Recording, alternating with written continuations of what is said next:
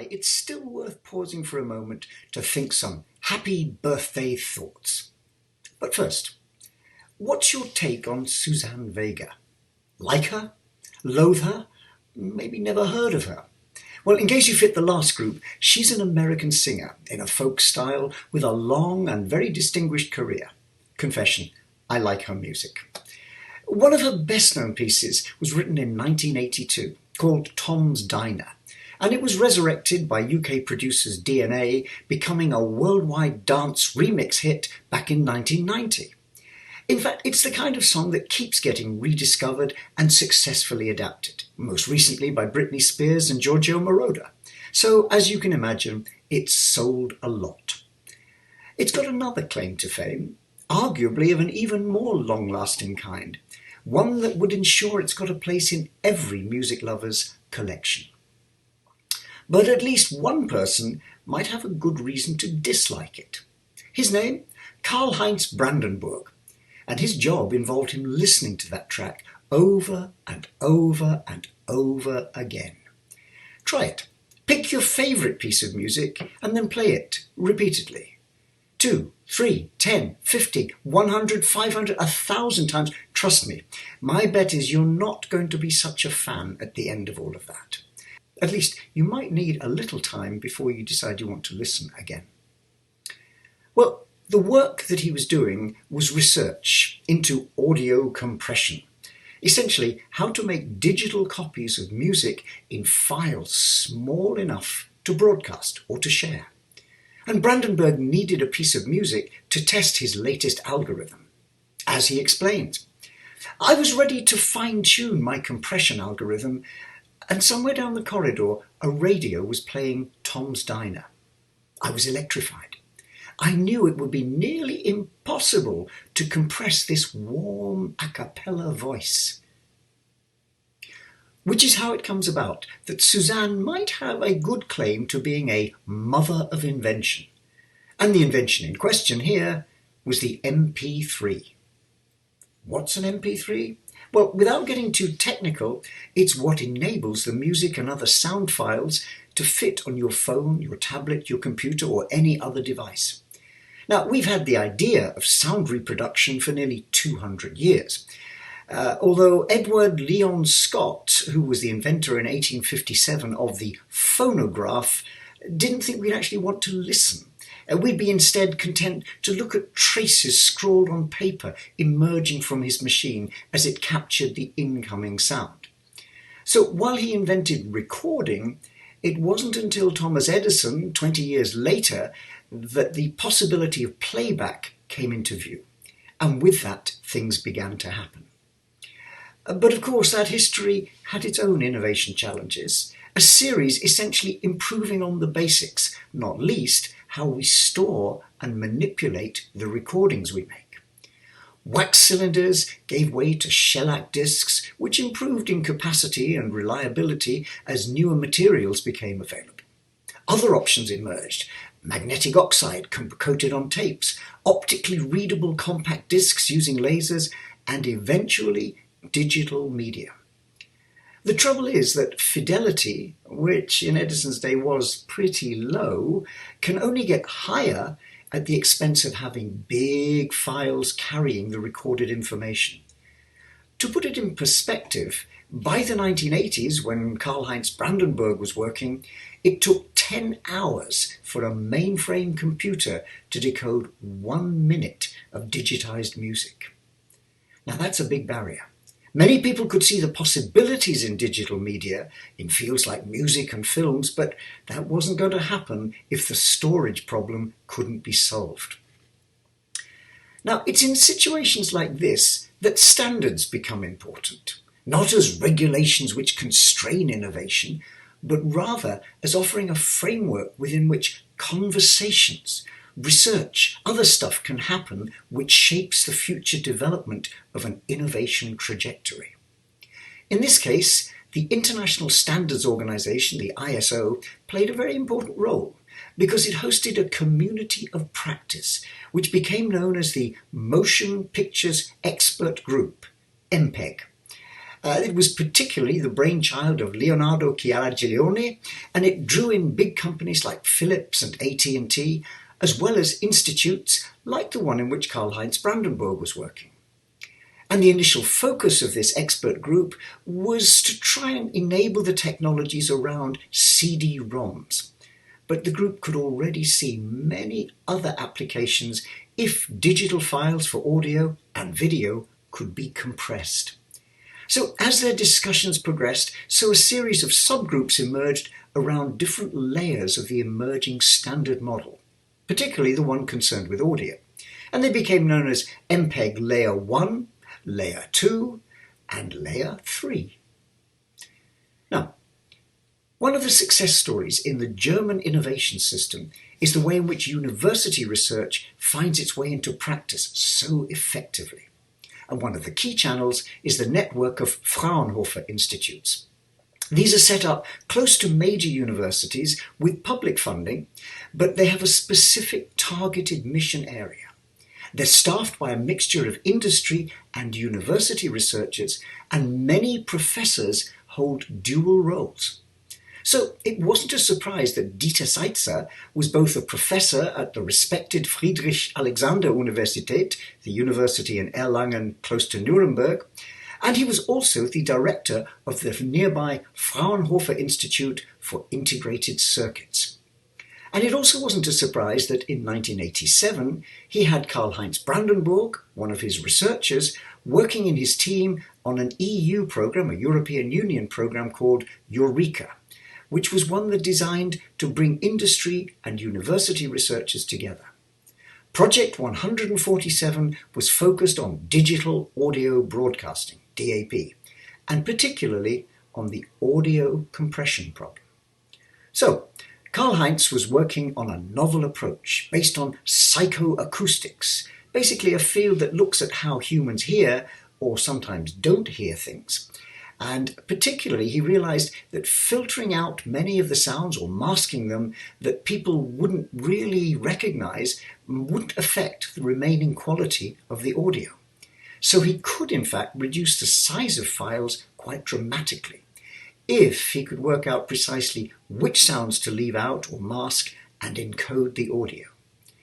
Which is why he needed Tom's Diner and specifically Suzanne Vega's beautiful voice. Well, by 1989, Karl-Heinz had his PhD and a German patent on his approach, and by 1993 he'd moved across to work full-time at the Fraunhofer Institute, where an enlarged team under the leadership of Heinz Gerhäuser was working to try and improve both the technology and its application.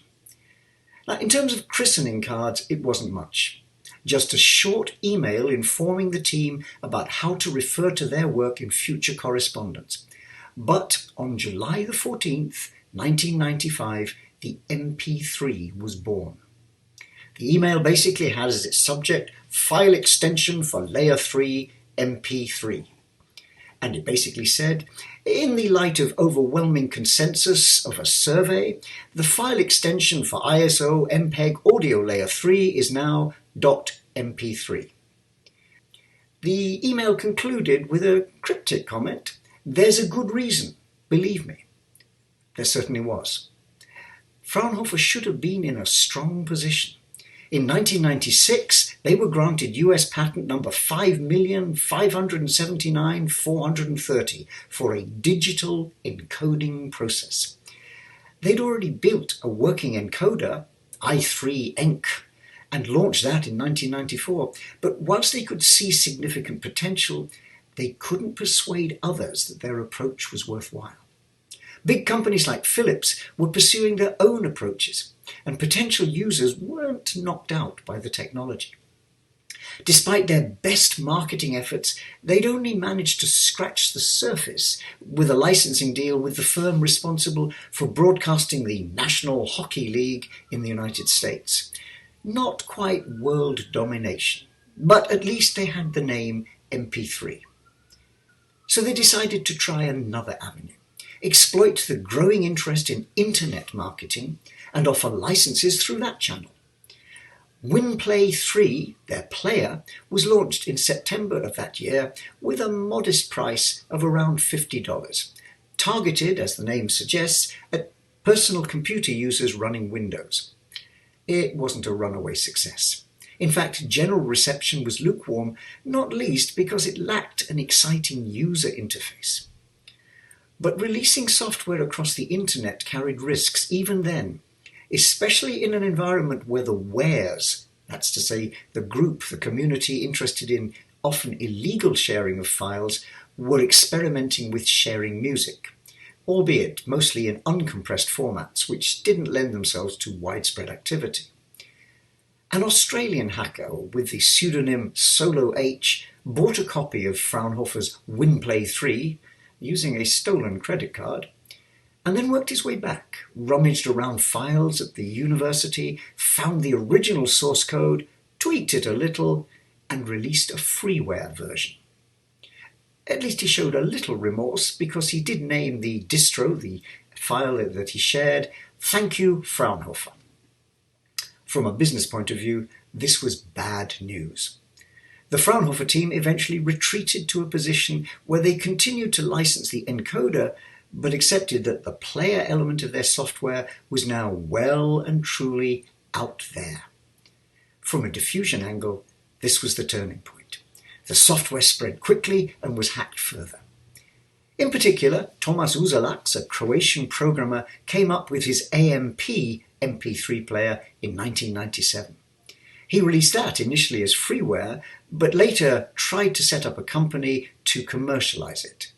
Unfortunately for him, the cat, or rather the software, was well and truly out of the bag, and had already taken up residence with, amongst others, a US entrepreneur, Justin Frankel, who licensed the AMP engine in June 1997.